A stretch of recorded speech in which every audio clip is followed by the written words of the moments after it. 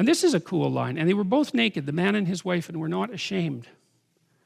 Well, see, someone who wrote that would only write that like that if they were surprised that they weren't ashamed, because why would you point it out otherwise? And so there's this intimation that of two things. Number one is there was a point in time when human beings were naked and they weren't ashamed of it, and there is a point of time, which is now, where they're naked and they are ashamed of it. And then the question is, well, what's the association with nakedness and shame?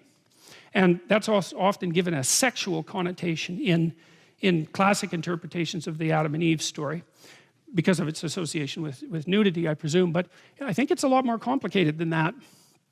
So you think, I noticed my daughter, she probably won't be very happy that I'm revealing this in this lecture, but my daughter was never really concerned about nudity when she was a little kid. It was all the same to her one way or another. But my son, by the time he was 3, man, that kid was private. His bedroom door was shut, the bathroom door was shut. It was like, get the hell out of here. And that seemed to just happen of its own accord. And you know, we had 2 children, and one was like that and the other one wasn't. I didn't think we had much to do with it at all, but it was really fascinating to watch that emerge in him. And you know, that sense of self-consciousness does seem to emerge in children somewhere around the age of 3. And you know, that's generally also when we start thinking that maybe having your baby wander around naked on a beach isn't exactly the best idea.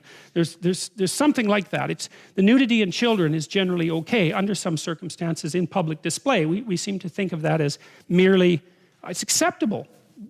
Why? I don't know.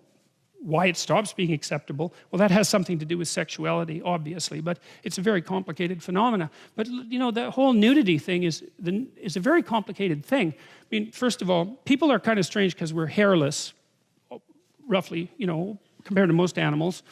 And we don't know why that is. Some people think it's because we lost our hair when we were wandering around in the desert, running around in Africa, because we're really, really good runners. We can run down animals, say. Like a human being in good shape can run a horse to death in a week. We can really run, man. And a lot of our ancestors, the Kalahari Bushmen, still do this. They just run an animal for till it dies. And the bushman doesn't die. I mean, they also sometimes shoot them with poison arrows, but they can just run them till they die. So we have tremendous endurance, and you have to be able to get rid of a lot of heat if you're going to run around in the desert, so we don't have much hair. That's one explanation. And Buckminster Fuller had an interesting explanation, which was he thinks that at some point during our evolution, we spend a lot of time near the water, and so we're like fish apes, something like that. Well, you know, we like to be on the beach, and there's lots of food there, and we like to swim, and we're really good at swimming for terrestrial creatures. And we cry salt tears like some sea-going creatures do, and women have a layer of subcutaneous fat like some sea-going creatures do. And we have kind of, our feet, which are very odd things, are kind of good for flapping in the water, although we can also walk with them. And so he thought that maybe that adaptation was to a water existence, like seals and so forth. Like we kind of went back to the ocean, but not quite.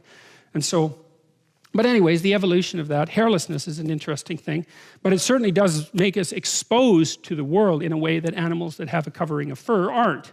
And then we're upright, which is very strange because most animals aren't. They're on all fours, and so their very vulnerable parts are protected and not exposed to view. And then, of course, when you're standing up nude,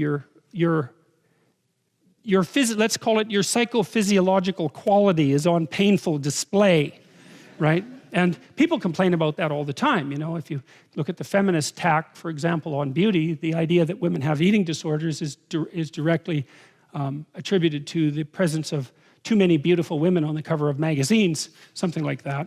Even though women buy those magazines and they're attracted to them, and their mood goes up when they purchase them. And if the stimulus was negative, the women would avoid the magazines and not buy them. So as a theory, it's a very, very bad one. But it's still the case that, you know, standards of beauty shame people, and that's for sure, and everyone, because if you're not ugly now, man, you're going to be at some point in your life.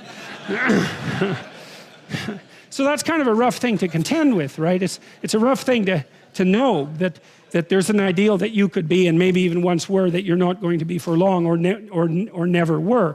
And it's really an appalling issue, because I think it's harder on women, because women are judged by men more for their youth and fertility. That's how it turns out from the evolutionary point of view.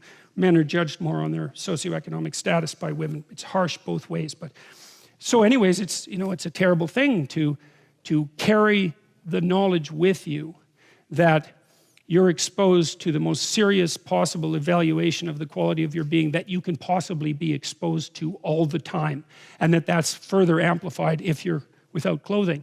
And so part of clothing is protection, but a tremendous amount of it is merely stopping other people from evaluating you too harshly all the time. It just gets in the way. So anyways, this story makes the case that at some point we weren't like that. Well, animals aren't like that, so it seems perfectly plausible that at some point we weren't like that, but at some point that changed. And they were both naked, the man and his wife, and were not ashamed.